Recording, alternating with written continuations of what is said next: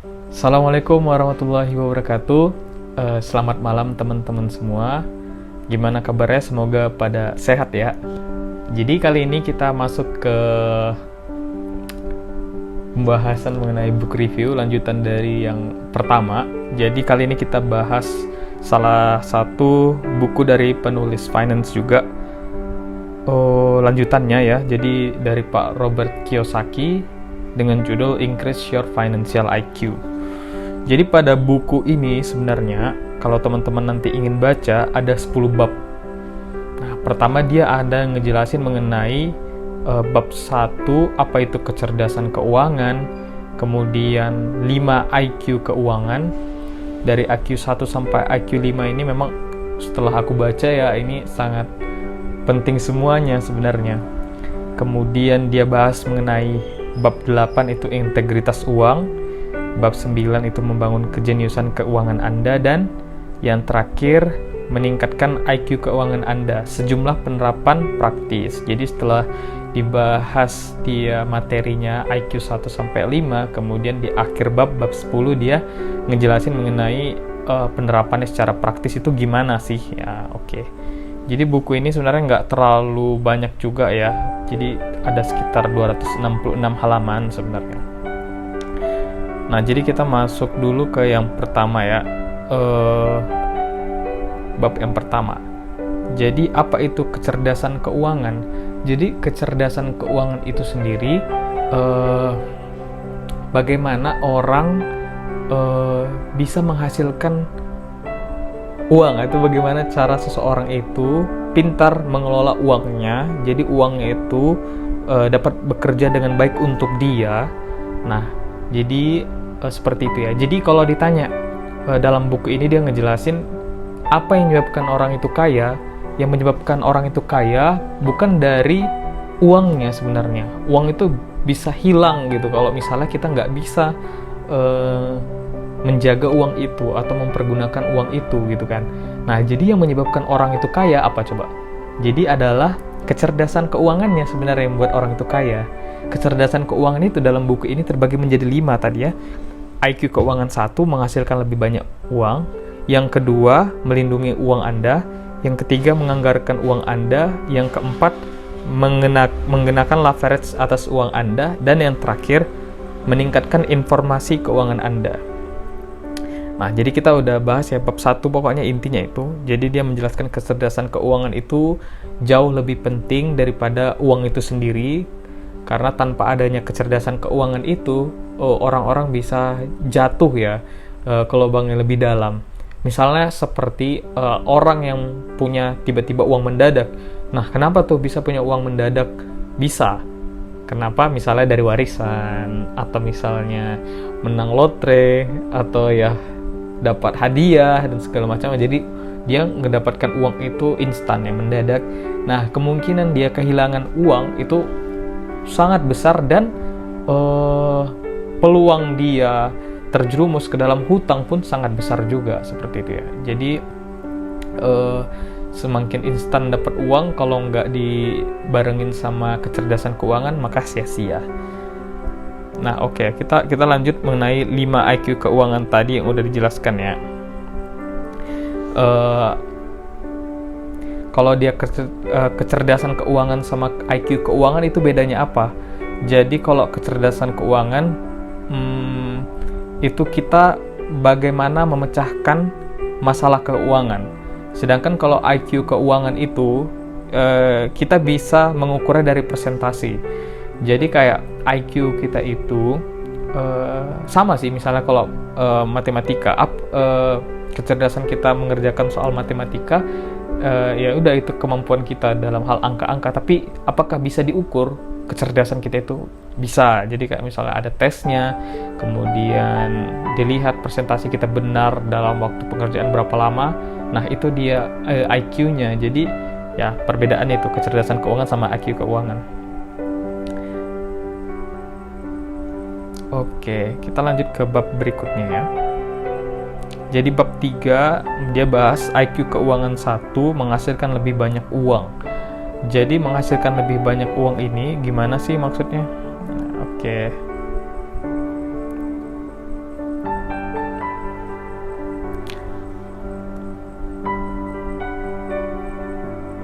Jadi kita harapannya ketika kita pengen menghasilkan lebih banyak uang, kita itu nggak boleh instan. Jadi kita itu harus ikuti prosesnya, harus menjalani prosesnya. Nah, dan kita pilih tujuan kita. Kemudian kita tetapkan kita gimana cara mencapai tujuan itu, prosesnya apa. Nah, ingat, dan yang paling penting dari semuanya, proses lebih penting daripada tujuan itu sendiri. Jadi kalau misalnya aku kaitkan ini di perkuliahan, memahami materi itu lebih penting daripada mendapatkan nilai A. Ketika kita paham materi, maka sebenarnya nilai A itu akan mengiringi jalannya hal itu.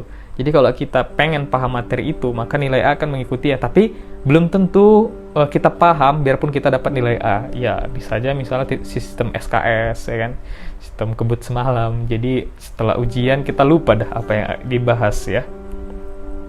Dan di sini dijelaskan juga kita punya masing-masing, setiap orang itu punya kecerdasan. Yang kecerdasan dimaksud adalah contohnya kecerdasan akademik, kecerdasan kesehatan, tapi ada salah satu yang paling penting juga adalah kecerdasan emosional. Nah, kecerdasan emosional ini sebenarnya lebih penting daripada kecerdasan akademik. Nah, karena sebenarnya kecerdasan emosional itu hubungannya pada diri kita sendiri ya. Jadi termasuk kecerdasan finansial itu maksudnya ke kecerdasan emosional. Jadi kalau misalnya kita takut untuk memulai, takut untuk mulai berbisnis, nah itu kan termasuk ke kecerdasan emosional kita yang kurang gitu atau lemah, nggak diasah gitu ya. Dan ingat, kalau misalnya kita gagal, kita sadari bahwa proses gagal itu adalah salah satu sarana kita untuk mencapai kesuksesan kita juga. Ingat ya. Jadi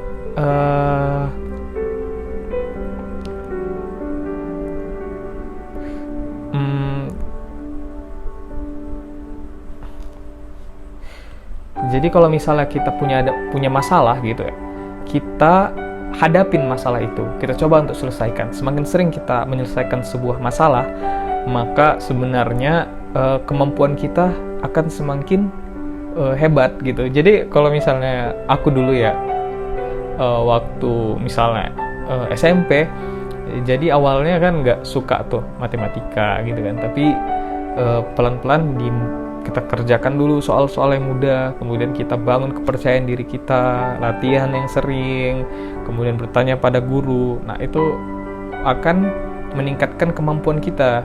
Nah, jadi waktu SMP dulu ya, subjek math itu jadi favorit. Nah, buat aku, jadi ya sama halnya sebenarnya konsep finansial ini juga. Jadi semakin sering kalau kita menemukan masalah finansial, maka jangan ragu untuk diselesaikan.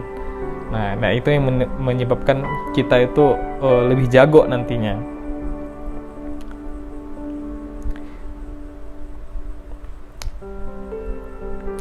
Nah, jadi kecerdasan sejati itu kita coba untuk selesaikan. Ketika kita pun gagal, ya nggak apa-apa, itu merupakan salah satu proses sarana kita. Tapi ingat, kita nggak boleh berhenti. Kita boleh merasa capek, tapi nggak boleh berhenti ya. Nah, seperti itu. Nah, mungkin aku akan lebih coba rangkum lagi ya yang setelah dibaca. Tadi itu ya, menghasilkan lebih banyak uang. Kemudian kalau misalnya di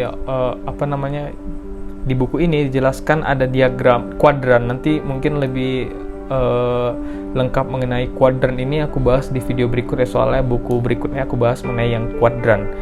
Jadi kuadran itu dia dibagi ada 4 ya nanti. Ada CE, ada S, ada B, sama I. Kalau E itu adalah employee, S itu adalah self-employed, jadi kayak bisnis kecil. Kemudian B itu adalah big company. Kemudian I adalah investor. Jadi kalau misalnya si E dan S ini, dia dari pekerjaan dapat uang, dapat masukan, pindah ke kolom pengeluaran kemudian selesai. Tapi kalau si big sama investor, dari aset dia masuk ke penghasilan karena aset dia bekerja untuk dia, seperti itu ya. Dalam istilah akuntansi, E atau S bekerja untuk penghasilan yang didapatkan. Maksud penghasilan yang didapatkan itu contohnya gaji. Sementara B atau I itu bekerja untuk penghasilan pasif atau portofolio. Jadi dia bekerja untuk membangun porto dia ya, seperti itu. Dengan definisi itu, jadi ingatlah pekerjaan itu sebenarnya bukan aset. Jadi kalau aset itu memasukkan uang ke kantong Anda, entah kita itu bekerja atau enggak, kita datang hadir enggak ke lokasi itu, tapi uang itu tetap masuk. Contohnya misalnya kos-kosan atau kontrakan. Jadi kita kan nggak ada di tempat, tapi uang tetap masuk tiap bulannya. Beda hal sama bekerja, kalau kita nggak datang ya kita nggak bergaji gitu ya. Ingat, jadi kalau misalnya orang kaya itu dia bangun asetnya untuk mendapatkan penghasilan pasif ya.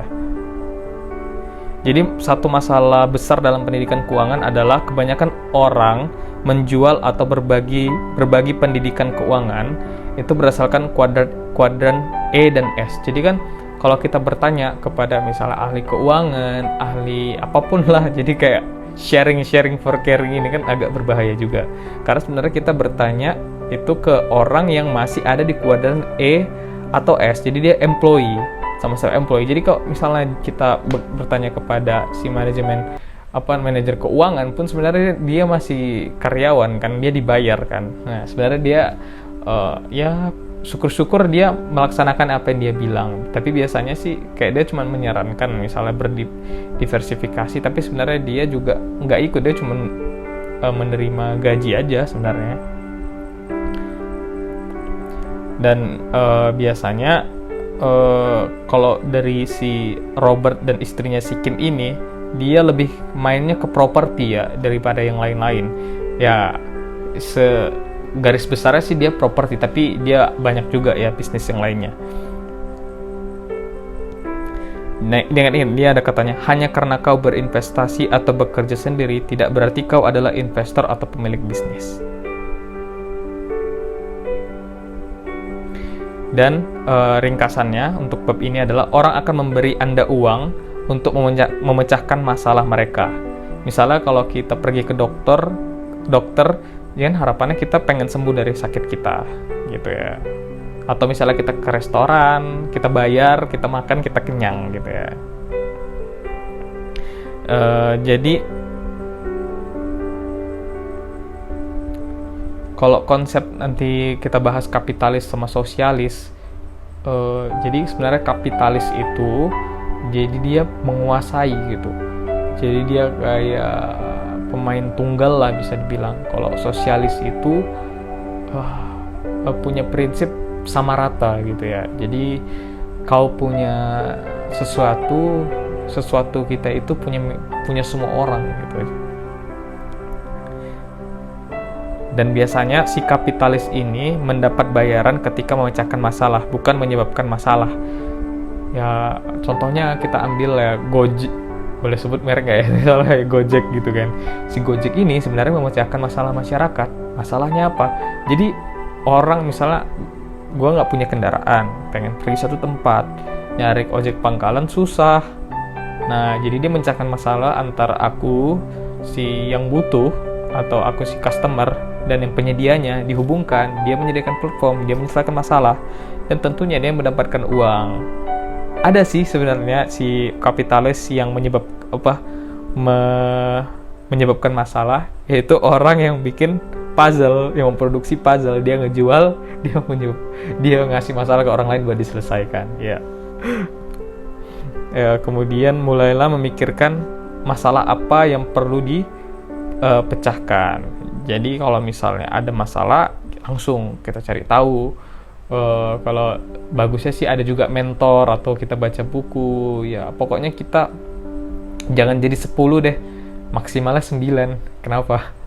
Karena kalau jadi 10 kita merasa kita udah jago, udah hebat, kita nggak mau belajar. Kalau 9 kita masih ada ruang untuk belajar. Tapi sih kalau aku milih ya 7. Jadi masih banyak terus di belajar. Jadi belajar itu nggak selesai ketika kita tamat sekolah atau SMA atau kuliah S1, S2, S3, tapi kita belajar seumur hidup gitu ya. IQ keuangan 2 adalah melindungi uang Anda. Jadi maksudnya melindungi itu kayak mana? Jadi kita dapat mengukur IQ keuangan kita ini, IQ keuangan 2 ini yang melindungi uang Anda itu dengan persentase. Misalnya ada orang berpenghasilan 10 juta, tapi dia menyerahkan pajak 20% ke negara contohnya. Terus ada orang yang masih ada 10 juta juga, tapi membayar pajak misalnya lebih rendah 10%. Nah, ada yang menerima gaji 10 juta, tapi membayar pajak 0. Tapi kalau misalnya kita pikir secara logika, orang yang bergaji 10 juta itu nggak mungkin 0 pajaknya. Karena pajak itu dipotong sebelum dia menerima uang itu sendiri. Jadi belum masuk ke kantong, pajak udah dipotong gitu ya. Tapi ada orang mendapatkan 10 juta itu bisa dikenai pajak yang lebih rendah, atau bahkan yang tidak kena pajak. Itulah tadi IQ keuangan 2 itu melindungi uang kita. Jadi presentasinya itu dapat mengukur kemampuan kita gitu ya. Dan ingat kalau misalnya di buku ini dia diumpamakan kelinci, burung, dan kutu. Kelinci, burung, dan kutu itu sama-sama hama ya, biarpun kelihatan unyu-unyu gitu. Kelinci, burung, kutu emang ya konotasinya sih agak jelek ya. Tapi kalau kelinci dan burung itu ya banyak, misalnya predator keuangan nyata, misalnya kaum birokrat, ada bankir, pialang, bisnis, kemudian pasangan, ipar, ataupun pengacara. Sebenarnya itu yang mengeruk uang kita sebenarnya. Makanya kalau dibilang tadi ya umpamanya itu seperti kelinci dan burung, karena orang-orang itu berpenampilan yang sangat bagus sebenarnya. Ya bankir gitu ya, sebenarnya mereka ngambil uang kita loh sebenarnya. Tapi pakai ini ya, kelihatan baik gitu ya. Ya aku nggak akan bahas ya mengenai yang kaum birokrat dan seterusnya masing-masing itu. Nanti kalau penasaran boleh baca bukunya. Kalau mau bukunya boleh juga DM ya di Instagram. Kalau mau, kalau enggak ya nggak apa-apa. Nah, jadi oke, aku langsung baca, kita baca ringkasannya aja ya.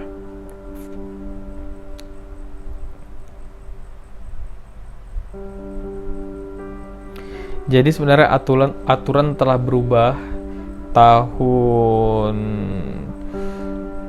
1971 ya, dan 1974 aturan keuangan berubah ya di Amerika, dari uang jadi mata uang. Jadi mata uang itu gimana ya? Dia bersifat harus bergerak, current.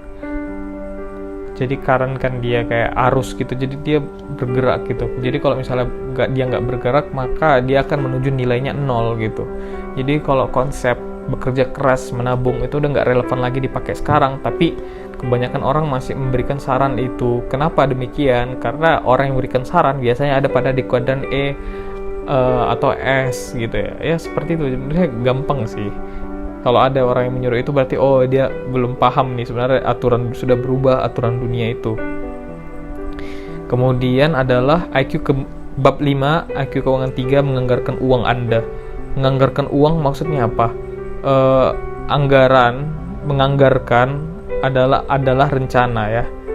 Jadi jenis anggaran itu defisit anggaran. Jadi defisit anggaran itu apa? Jadi kita mengeluarkan lebih banyak uang daripada kita menghasilkan. Itu yang disebabkan defisit. Jadi kurang uangnya.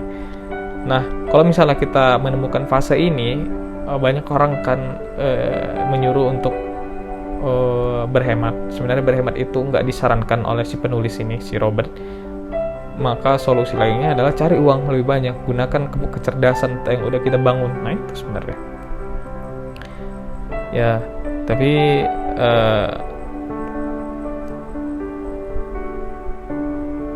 ya harapannya kita surplus. Kalau surplus itu yang didapatkan lebih besar daripada yang dikeluarkan. Di sini ada jelaskan defisit tadi, defisit birokrat, defisit individu, surplus birokrat. Nah, nanti kalau mau lebih lengkap dibaca aja bukunya. Oke. Kalau si penulis juga bilang dia senang untuk berderma ya, untuk saling memberi. Karena katanya ini ada nggak tahu ya quotes atau enggak ya. Tuhan nggak perlu menerima, tapi kita perlu memberi. Wes, bagus ya.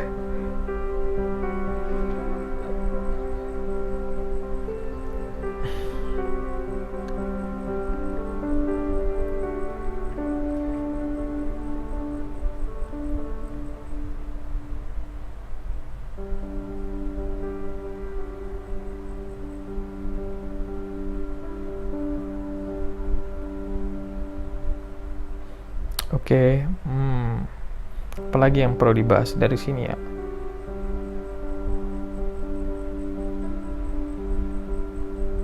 Oke, jadi kita masuk aja ke berikutnya. IQ keuangan 4 mengenakan leverage atas uang Anda. Jadi sebenarnya gampang ya, leverage itu apa? Leverage itu adalah kemampuan kita untuk mengatur ya. Jadi kalau aku pahami dari buku ini sih, dia bilang kalau misalnya kita properti, kita punya leverage yang lebih baik atau lebih tinggi dibandingkan kalau kita berinvestasi di atas kertas. Misalnya kayak obligasi, saham, dan segala macam. Nah, karena kita nggak punya kuasa akan hal itu, jadi kemungkinan apa ya, kita nggak bisa ngatur kan, otomatis kalau misalnya ada terjadi apa-apa, kita hanya bisa pasrah gitu kan. Jadi kalau misalnya dia bilang properti itu lebih punya leverage atas hal itu. Jadi kalau aku baca dari buku ini juga sih, si Robert itu lebih kayak dia beli properti, tapi dia bukan mengharapkan capital gain-nya. Jadi bukan mengharapkan dia beli terus berharap ada yang menawar lebih tinggi terus dia jual, bukan. Tapi dia membeli kemudian membuat aset itu atau properti tadi bekerja untuk dia. Misalnya dia beli rumah terus disewakan kan, orang yang nyewa per bulanan itu terus memberikan masuk uang ke dompet dia, dan dia kalau dia mau jual kalau misalnya benar-benar di harga yang sangat tinggi. Nah, itu dia properti ya. Nah, di sini ada dia bilang sistem ekonomi yang dibangun di atas utang dan manipulasi oleh bank sentral yang bermain-main dengan persediaan uang dunia. Ya, jadi sebenarnya ini sangat berat sih ya bahasan ya mengenai finansial. Sebenarnya aku juga nggak menyentuh ya sebenarnya pelajaran finance ini dari SD sampai SMA bahkan, dan mulainya itu ya start dari buku ini sebenarnya. Jadi nanti akan kita bahas lebih banyak lagi ya mengenai bagaimana para elit global ini mengatur keuangan dunia ya dari bank sentral. Ingat ya, jadi konsep keuangan itu ada kendali dan leverage. Dan bolak-balik dinyatakan di buku ini tahun 1971 dan 1974 aturannya udah berubah dari aturan lama ke aturan baru, uang berganti jadi mata uang. Maka konsep yang tadi aku bilang untuk untuk menabung itu udah nggak berlaku lagi.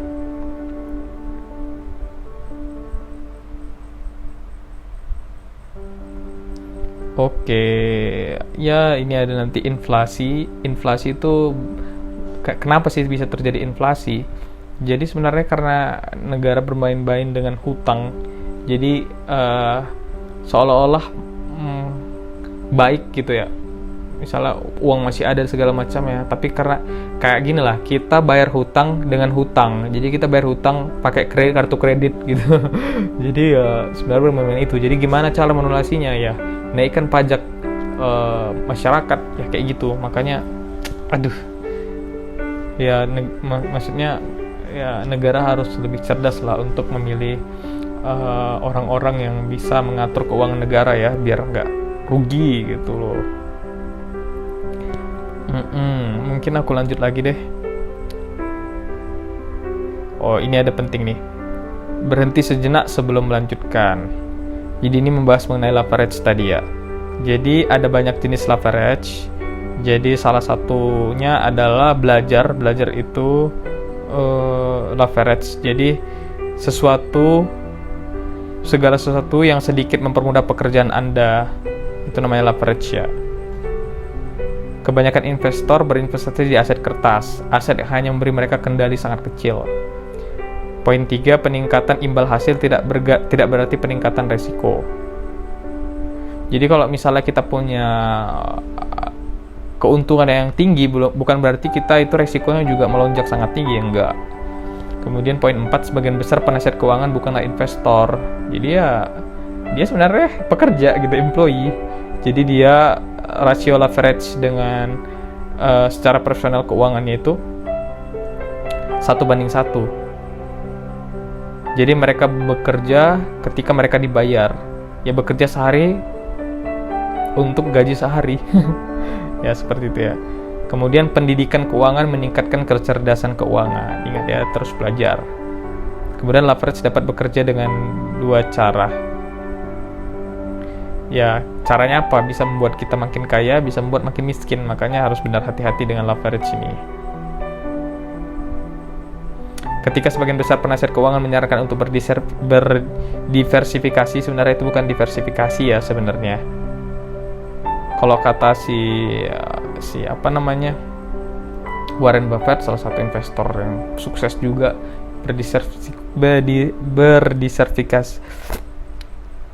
berdiversifikasi atau kayak membagi-bagi, sebenarnya itu bukan itu kayak menutupi kita dari ketidaktahuan. Kita intinya nggak mau belajar aja, menserahkan kepada misalnya manajer keuangan berdiversifikasi, sebenarnya dia itu nggak paham apa-apa, jadi alasannya aja berdiversifikasi gitu ya.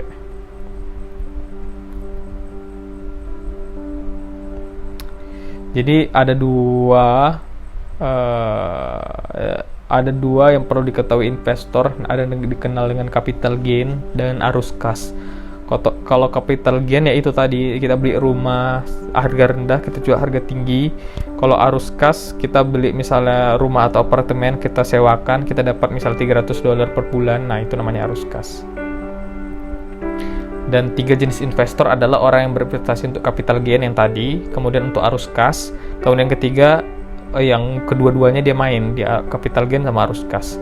Kalau si Robert ini main yang mana? Main yang ketiga-tiganya. Dia yang ketiga, main arus kas, main juga yang capital gain. Nah, ada 3 komponen untuk menjadi investor properti. Karena dia fokus ke properti, dia jelaskan ada 3 hal yang menyebabkan dia di berinvestasi di properti. Pertama, temukan partner yang baik, kemudian pembiayaan yang baik, kemudian pengelolaan yang baik. Kalau 3 hal itu lebih udah bagus dijalankan, maka arus kasnya akan jauh lebih baik ya. Ingat, imbal hasil belum tentu memiliki resiko yang imbal hasil yang lebih tinggi atau pendapatan yang lebih tinggi itu belum tentu meningkat linear dengan resiko semakin tinggi ya, seperti itu. Ya mungkin udah cukup sih ini.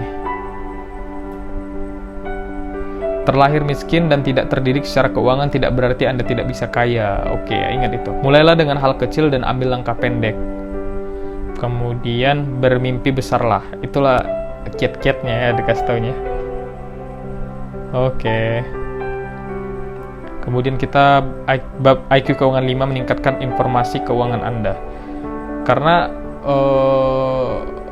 informasi ini sangat penting ya. Sebenarnya aku juga amazed banget sama informasi data itu. Aku udah senang banget sebenarnya mengetahui bahwasannya data ini sangat luar biasa. Jadi si Robert ini cerita, dia dulu pernah sebagai volunteer untuk perang di Vietnam kalau nggak salah.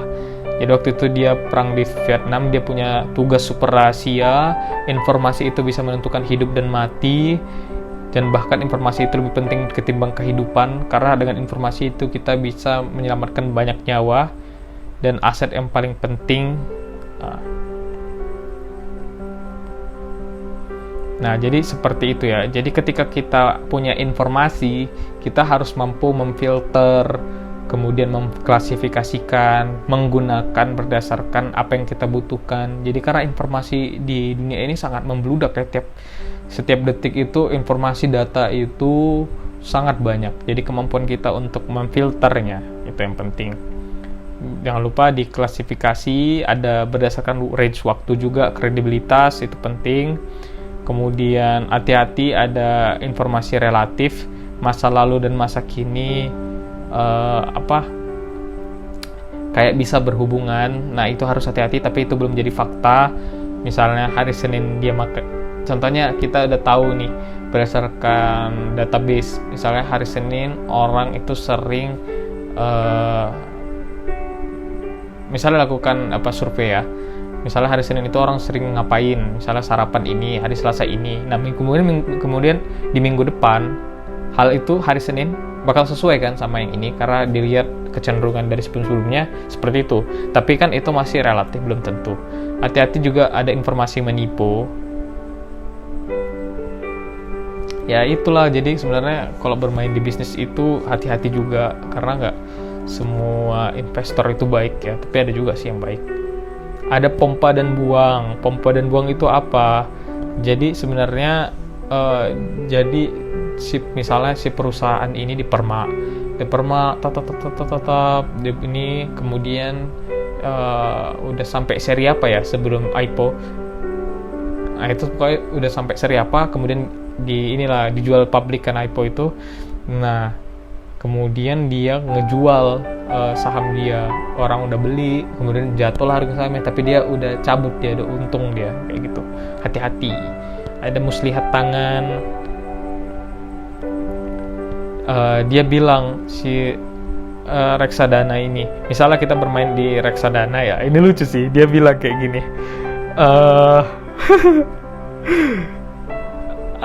yang luput dinyatakan oleh judul, tidak ada reksadana yang menghasilkan uang yang begitu menghasilkan uang, dan begitu pula reksadana mereka. Hal itu sama seperti saya menangkap minnow terbesar. Jadi misalnya si reksadana itu bilang imbal hasil tertinggi dari semua reksadana, padahal semua reksadana itu nggak ada yang besar gitu. Jadi kan kocak gitu ya. Jadi kayak bilang aku punya semut terbesar gitu, padahal semut terbesar ya nggak bakal besar-besar juga ya kan, tapi dibilangnya besar gitu ya. Ya itu sih kayak muslihat lah dia. Jadi karena informasi itu harus diperhatikan juga fakta dan opini. Kalau orang berkata suatu perusahaan akan naik nilainya, maka itu masih opini. Dia sangat sukses, itu opini. Berkata nilai bersih $1 juta itu masih opini karena belum terjual gitu. Kemudian ada solusi sinting. Solusi sinting muncul saat seseorang menggunakan informasi yang merupakan opini sebagai fakta. Hati-hati. Maka tadi dibagi dia opini dan fakta. Tindakan beresiko. Banyak investor berinvestasi di reksadana berdasarkan opini saham akan naik 8-10% per tahun.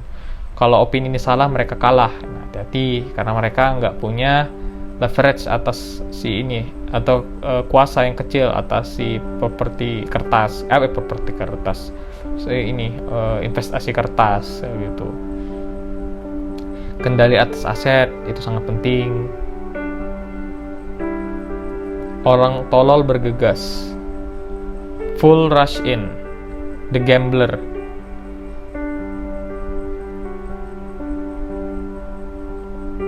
Ya itu hati-hati.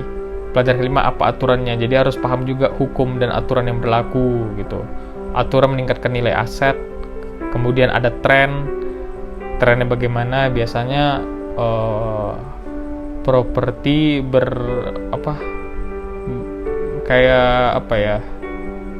timbal balik, bukan timbal balik sih, kayak kalau properti naik saham turun, kalau saham naik properti turun, jadi kayak bertolak belakang lah istilahnya. Dan ingat, tren itu adalah kawan. Misalnya contoh-contoh yang diberikan adalah tren pada minyak, tren pada perak. Kenapa perak itu dipakai di alat elektronik, padahal perak bisa habis kan energi sumber daya tak terbarukan. Dia tetap dipakai sebagai elektronik, tapi itu tidak terbarukan, makanya jadi masalah juga gitu loh. Maka dia bilang kalau investasi pada perak kemungkinan bisa meningkat gitu. Tren perumahan karena kan semakin banyak generasi, harga properti naik, jadi orang kebanyakan menyewa. Demografi adalah takdir, kurang liquid, banyak informasi. Oke lah, ini sangat banyak ya. Jadi kalau teman-teman berminat langsung baca aja lah. Nah, ini kan kita cuman review aja, review singkat. Jadi ada integritas uang. Salah satu integritas apa itu sebenarnya integritas? Kita bahas dulu. Integritas itu dia dalam kondisi baik atau tidak rusak. Tidak rusak maksudnya kelekatan kuat pada aturan, terutama nilai moral atau artistik. Dan yang ketiga, keutuhan atau kualitas atau keadaan penuh tak terbagi. Maksudnya apa? Misalnya kita ambil contoh integritas mobil. Kan mobil itu punya banyak sistem ya. Ada sistem listrik, sistem bahan bakar, sistem hidrolik dan sebagainya. Ketika ada satu sistem tidak berjalan secara maksimal atau rusak, maka si kesatuan integritas mobil itu tidak berjalan dengan baik ya. Contohnya integritas kesehatan dan kemakmuran. Kan ada sistem aliran darah, sistem pernapasan, sistem rangka saraf, segala macam. Ketika ada yang tidak sinkron atau sakit atau rusak atau apa, dan maka sistem kesehatan kita menurun. Nah,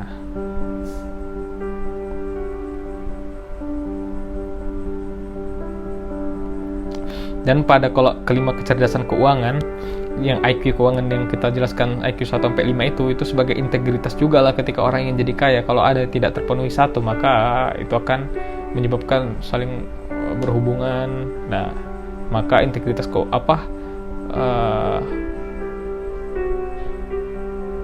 kita akan lebih sulit lah untuk kaya. Itulah inti dari buku itu, dia bilang.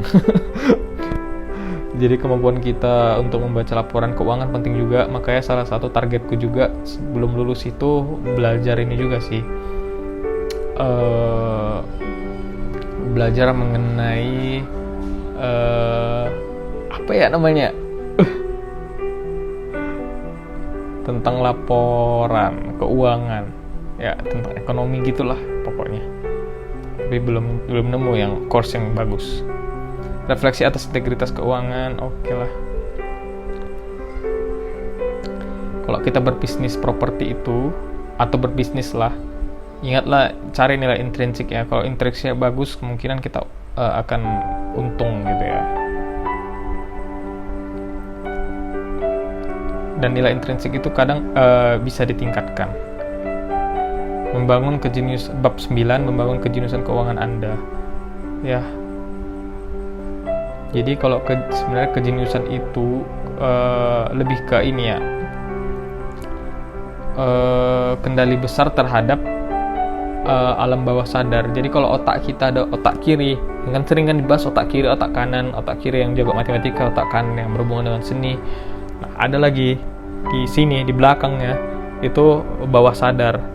Nah, bawah sadar itu berhubungan sama emosional, kemampuan kita manajemen rasa takut, contohnya mengambil keputusan terhadap ketika diberikan tekanan. Nah, itu yang paling penting. Dan biasanya mengendalikan otak kita itu sebenarnya tiga harus bekerja sama gitu. Kalau ingin kita itu lebih cerdas, kecerdasan keuangan kita meningkat. Tapi sebenarnya lebih ke otak yang bawah sadar kita. Karena kalau kita udah takut, kita nggak bisa mikir dengan jernih lagi dong, seperti itu ya. Tapi kebanyakan orang itu di dunia ini lebih yang memimpin itu yang otak kiri. Padahal sebenarnya harus tiga-tiganya disinkronkan gitu loh.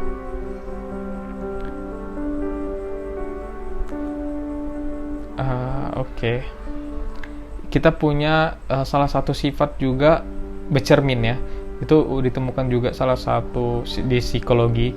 Jadi lingkungan itu sangat berpengaruh. Kalau kita lingkungannya bagus, kita kemungkinan besar akan ngikut lingkungan itu juga. Kalau lingkungannya buruk, maka kecenderungan buruk. Makanya kalau di bukan peribahasa sih, orang-orang bilang ya di Indo juga, kalau berteman sama penjual parfum, kita kecipratan wanginya. Kalau berteman sama misalnya tukang las, maka akan kecipratan juga kita bau las tukang las gitu kan. Nah, jadi kalau kita pengen lebih upgrade secara finansial, maka lingkungan juga harus diperbaharui lah gitu. Temukan lingkungan yang cocok dengan kita gitu. Di sini jelaskan juga ada kerucut pembelajaran. Jadi kalau kita belajar itu cuman apa yang kita baca, itu cuman 10% ya, dan itu termasuk yang pasif. Kalau apa yang kita dengar itu 20% kemampuan kita. Kalau apa yang kita lihat 30%, secara visual lebih oke. Dan apa yang kita lihat dan dengar itu 50%, kayak menonton, lihat demonstrasi. Kalau apa yang kita kerjakan itu 70%. Kalau kita apa yang simulasikan terhadap yang kegiatan real itu 90%. Dan itu aktif ya ke pembelajaran. Ini penting nih untuk teknik belajar. Makanya teknik si Feynman ini mengajarin orang lain itu ya termasuk yang 70% lah, karena dia penting. Dia mengajarkan. Nah, itu termasuk yang aktif juga. Ya, ubah teknik belajar, ubah lingkungan, temukan kejeniusan kita, dan cari lingkungan agar kita jadi kaya. Wis. Kemudian bab terakhir adalah meningkatkan IQ keuangan Anda secara praktis. Jadi bukan secara praktis sih, penerapan praktisnya kayak mana gitu.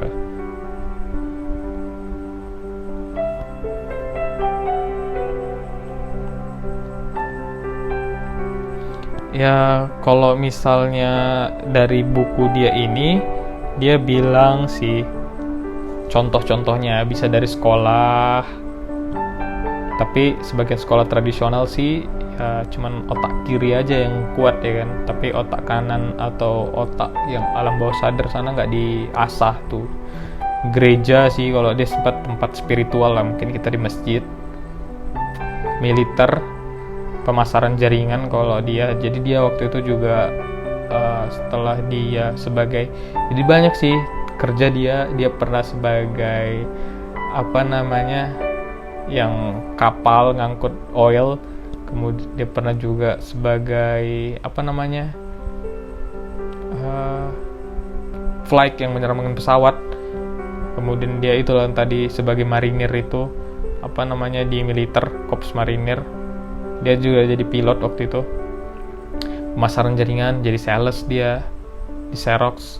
Kemudian ada bisnis. Kemudian kalau ada seminar, ikutinlah seminar. Kalau ada pelatihan, ikuti pelatihan. Kemudian kalau dari si Rich Dad Company, perusahaan dia punya ada cash flow club. Jadi cash flow itu games untuk simulasi. Karena simulasi keadaan realnya tapi pakai uang, mainan. Maka kalau dari yang dijelaskan pada tabel tadi itu masuk yang ke 90% ya belajarnya. Jadi pelajaran aktif gitu. Kemudian ada materi yang bisa di-download. Kemudian dia dijelaskan apa yang diperlukan untuk menjadi wirausaha. Ya, kemampuan dan keberanian. Nah, itu ya. Nah, dan harus maju terus ya.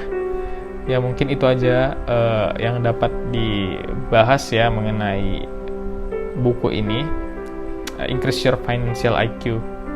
Banyak belajar banget sih dari buku ini. Semoga teman-teman yang mendengarkan, aku ngoceh ya, aku sengaja nggak nyiapkan materinya sih, sebenarnya nggak sempat tapi ya karena nge-review ya, jadi kalau misalnya teman-teman tertarik ya silahkan dibaca bukunya. Salam sehat juga buat teman-teman, semoga baik-baik saja kita ya, dan kondisi pandemi COVID juga kayaknya sudah membaik ya. Jadi harapannya sih tetap sehat, tetap belajar, dan terus mengembangkan diri. Terima kasih atas perhatiannya. Assalamualaikum warahmatullahi wabarakatuh.